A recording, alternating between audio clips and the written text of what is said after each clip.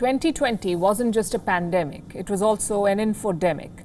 It mainstreamed conspiracy theories, amplified narratives which were otherwise hard to digest. With the new year, we thought we'd left all of this behind. But just like the virus, conspiracy theories too are back.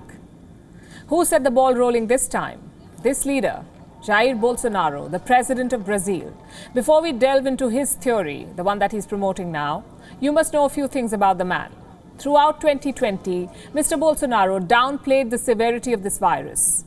He refused to wear a mask in public. He rejected calls for a lockdown. He questioned the efficacy of the vaccines, even said that it might turn you into an alligator, among other things. He advised his supporters to do the same.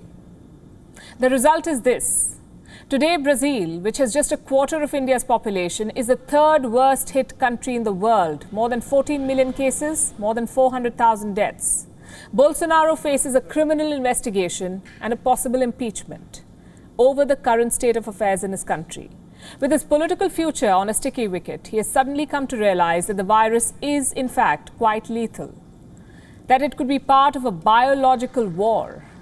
But does he have proof? He says his military does. You must listen to this.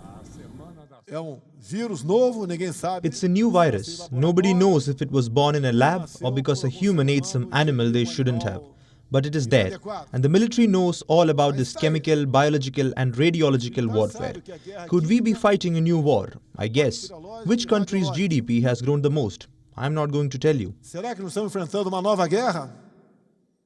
Qual o país que mais cresceu seu PIB? Não vou dizer para vocês. Needless to say, China won't be happy. What Bolsonaro just said is nothing new, though. Time and again, we've heard similar theories. The virus is not natural, it was made in a lab, it's a bioweapon, and that it could spread even through 5G. Now, this may sound disappointing, but all of these, at best, remain theories. Scientists say there is no evidence whatsoever to back any of these claims, or perhaps they couldn't come across any concrete evidence, perhaps because of the control that China has on the flow of information. Whatever be the reason, there is no proof.